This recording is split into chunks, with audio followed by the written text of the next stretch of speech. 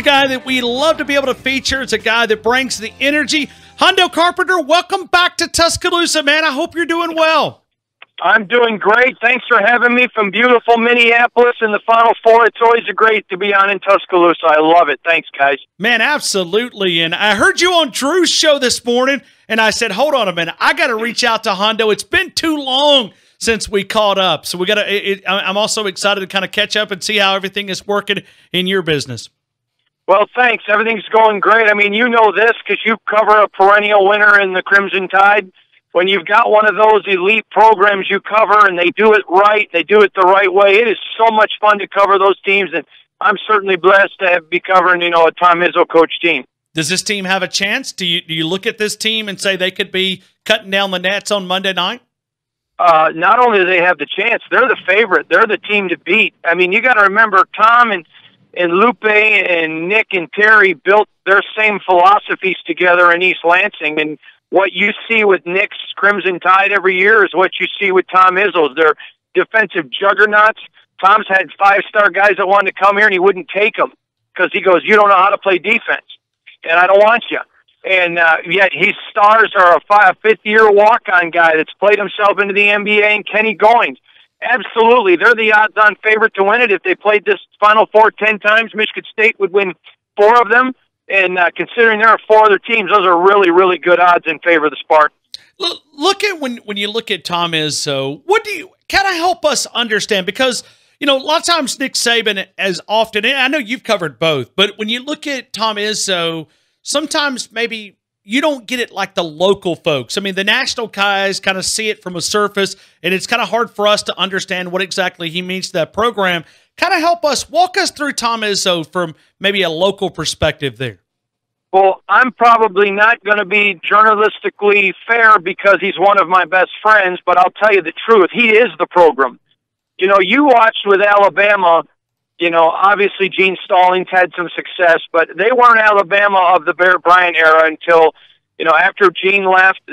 Gene had great success. He won, but they weren't Alabama till they went out and got a Nick Saban again. And those are guys that are rock solid to their principles. They're not, they don't mess around with the falderall. They're not interested in all the crap. They're about winning. They're about doing it the right way. Their kids graduate. They're guys that everyone else doesn't like because they kick their ass. And at the end of the day, you're going to obviously take shots in anonymous sources and rip people that you can't beat. But I've always said people that can't put their name on something are cowards. And it's exactly what you see with Nick. There is no fake. I've known Nick and Terry a long time. I think Nick and Terry are wonderful people.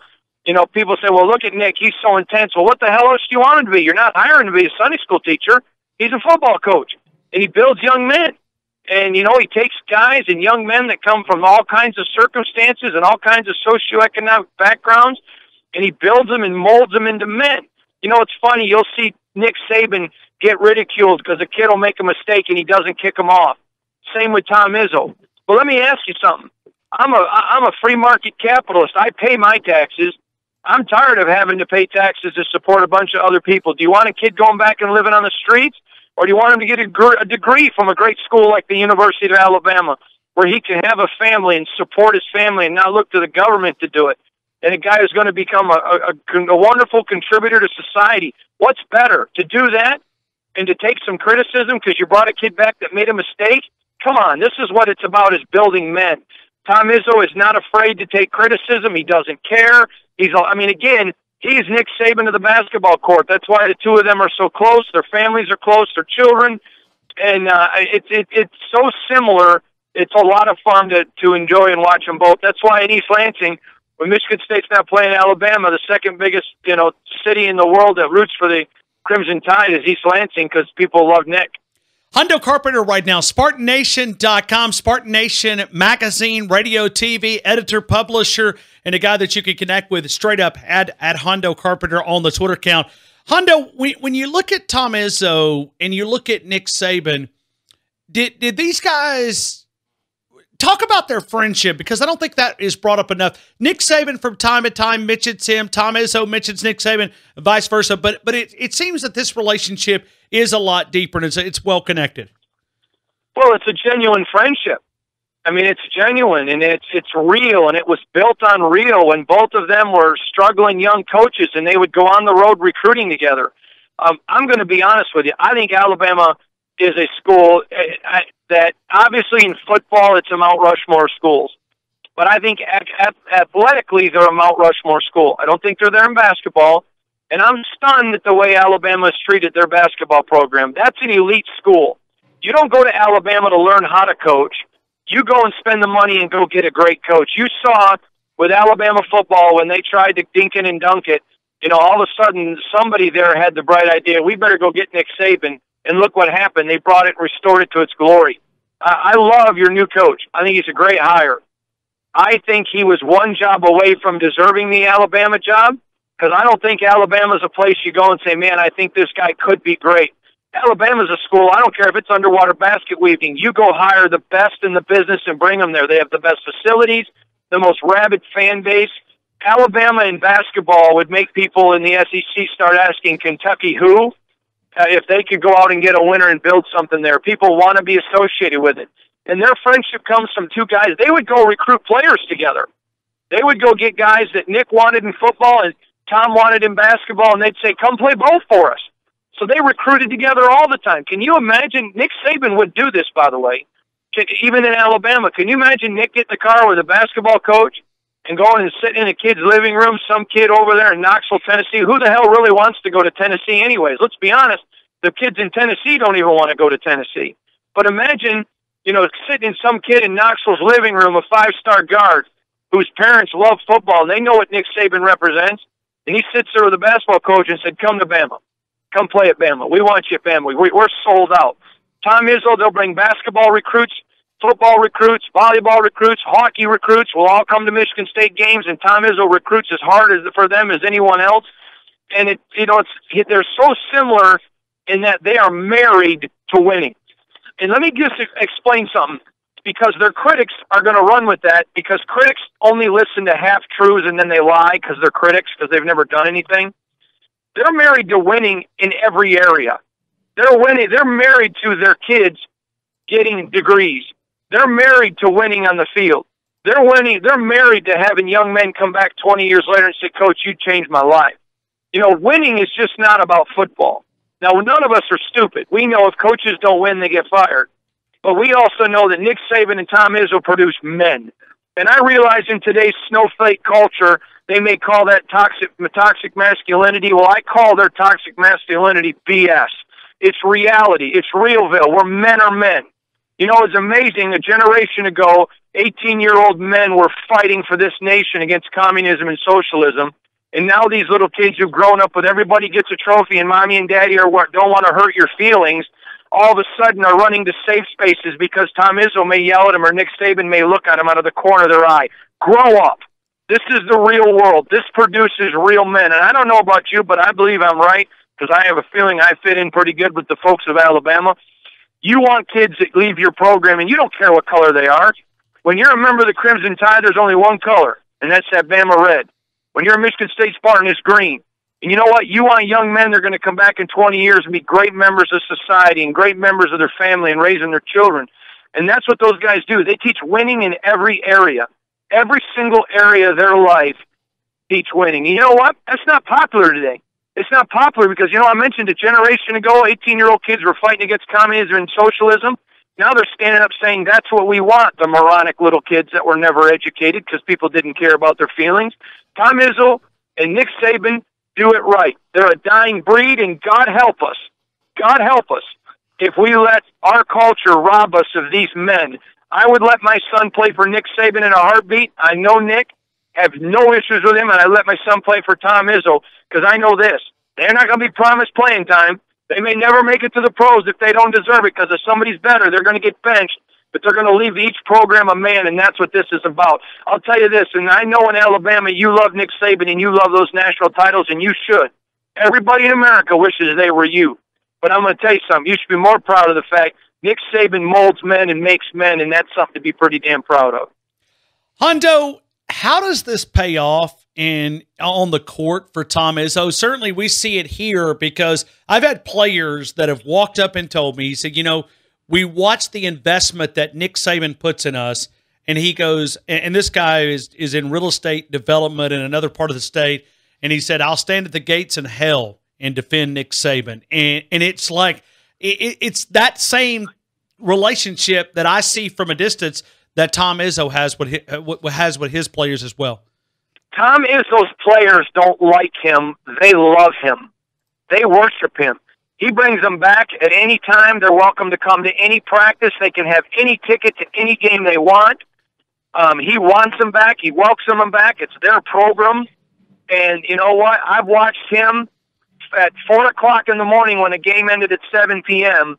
I have watched him still sitting in his office with a player that played 15 years ago helping him through a marital issue. These guys will always be there. I know lots of great friends who played for Nick, lots of great friends, and they still can pick up that phone and call him today.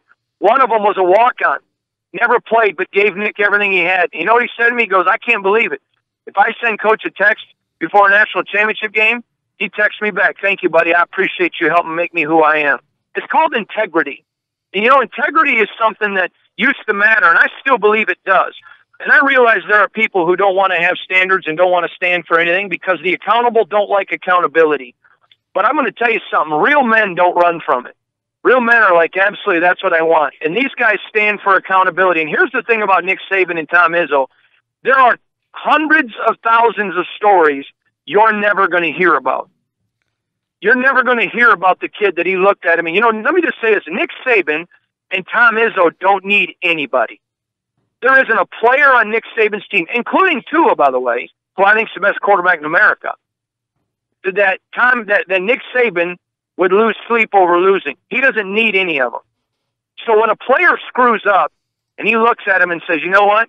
I'm not going to throw you to the streets. I'm not going to go out in the media and trash you. You're going to pay a high price to stay here. But if you want to stay here at the University of Alabama, we believe in something. You know what? God bless Nick Saban for being that way. And I've heard people say, well, Saban will kick off guys that, you know, that aren't important. That's not true.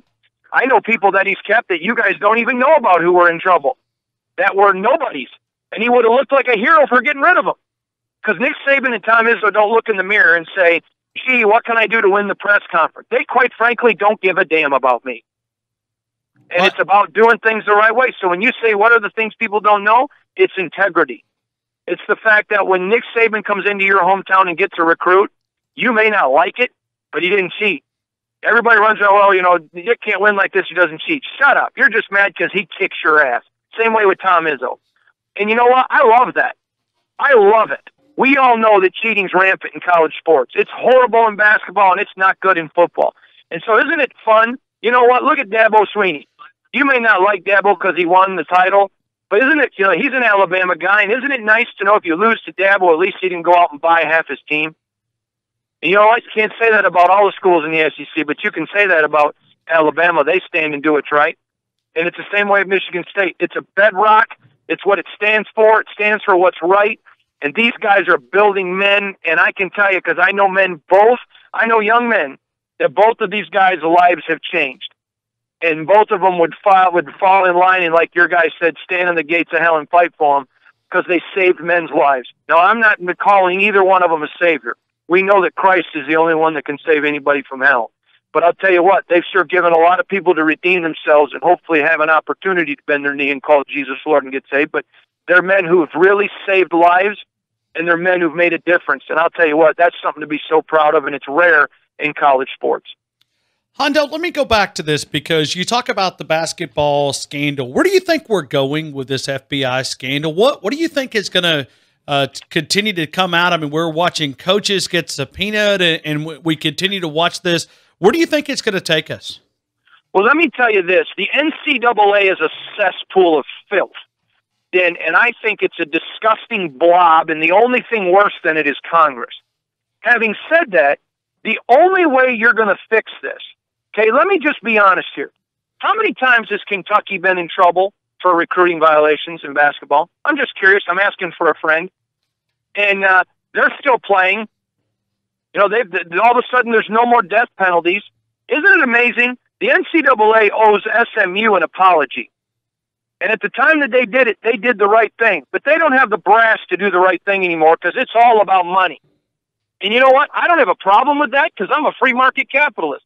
But if you're going to make it all about money, how about having integrity and admitting it? It's a cesspool of filth. They don't care if you get cheat. It's if you get caught. It's if you get caught, and it's so obvious that they can't somehow find a way to let you out of it. Now, you want to be Northern Alabama and cheat? You'll get in trouble. But you know what? You want to be a blue blood school? And again, I don't think Alabama cheats. I'm just using that as an example. You're going to get away with it. And I just think what has to happen is, first of all, the NCAA absolutely has to be reformed. But here's why it hasn't been reformed. Nobody talks about this. It's the presidents of the university that run it. And the reason it doesn't change is because they're getting $1 billion a year for the NCAA tournament. Because they're getting all of this money off their off their conference networks. And they're making money, so don't rock the boat. Somebody's going to have to come along. And I'm going to tell you this. When Nick's done, and I don't want Nick to be done because I think he's great for college football, I'd love for them to say, we're going to appoint a czar of college football. And we're going to give this guy the authority to clean the swamp, to drain the swamp, and make college athletics great again. And I want to see Nick step up to a podium with a red hat that says, make college athletics great again, and let him have the authority to go in. He knows where the bodies are buried. He knows how people cheat. He knows how stuff gets through handlers, and let him fix it. The problem is everyone talks about the problem. No one wants to fix it. Now, this is what I like. Now that the FBI is involved, now hopefully the NCAA is not going to have a choice. But I know people who've worked at the NCAA that want to do more, but their hands are tied. Now, here's what I say. I say the NCAA, because they're owned by the schools, comes up with a rule. If we're investigating you and your people choose not to contribute to the investigation, we assume guilt. And we will punish you assuming guilt. Who the hell are these coaches that say, I'm not going to talk to you? I mean, I'm sorry, but can someone tell me why Kelvin Sampson is still coaching college basketball? Why Jim Boeheim is still coaching college basketball? Why Bruce Pearl is at Auburn? Now, I'm going to say this to you right now. Tom Izzo's my friend. If I knew that Tom Izzo cheated to get a recruit, I would turn him in tomorrow. Because it's got to matter. Right and wrong's got to matter, guys. It's got to matter. And until it does, we're only cheating each other. And that's why I root for the teams that I don't believe cheat. I cover recruiting all the time. I have never had a football recruit one time even hint to me of Alabama cheating. And Michigan State recruits against them a lot of times, and quite frankly, doesn't beat them very often. But you never hear a recruit, well, you know, this or that. But you hear it about other schools, and I think that's a shame. And I think it's time for people in America to say, these are our schools. The University of Alabama is supported by the people of the state of Alabama's tax dollars. And it's when they say, hey, wait a minute, we want this thing cleaned up. It's when schools say, don't hire a cheating coach. We don't want him. We don't need him. Let's go win. I still believe good people can finish first. I think Nick Saban and Tom Izzo proved that. We're talking to Hondo Carpenter right now as we continue our conversation. SpartanNation.com, SpartanNation.com, as he covers the Final Four there in Minnesota. Hondo, let me go back. I want to go back to Nick Saban here for just a couple of seconds. And when we have a chance to look at Nick Saban, kind of help me identify those characteristics that you saw in him in the late 90s. Now, we're comparing him to Coach Paul Bear Bryant. And that's fair to Coach Paul Bear Bryant because this guy has done it in a different generation, a different era. Help me understand back in 95 through 99 with he was there in East Lansing, some characteristics that you spotted early on that maybe not would lead to the success that he's had, but that you knew that he would be successful. I want to go back and say something because you said something that I think sometimes the people in East Lansing don't have perspective on Tom Izzo. And I think sometimes the folks in Tuscaloosa don't either. You just said something about it's fair to Paul Bear Bryant to compare him to Nick Saban. I agree. I want to go one step farther. I think Paul Bear Bryant's a great coach. This is no disrespect to the Bear, who I think's an icon. Nick Saban's the only guy in college football right now who could carry his jock. And quite frankly, I think as difficult as it is with a playoff, you know, there was multiple trophies handed out when Paul was in his prime. I think he's better than Paul Bear Bryant. I realize that'll probably get me tarred and feathered and shot in Tuscaloosa, and I'm not being disrespectful to Bear Bryant because I think he is the second best coach to ever coach college football behind Nick Saban. So I don't mean that disrespectfully, but I'm going to tell you what you saw in '95. I remember going into George, before that, I remember going into George Perlis's house when he worked for George Perlis a little after a game, and George would have a little get-together in his basement. There'd be Nick in the corner. They just won. Mad as a hornet. He's a defensive coach, but there was a special teams mistake. Just couldn't enjoy the win because all he thought about was that one special teams mistake, and it wasn't even his job to coach it.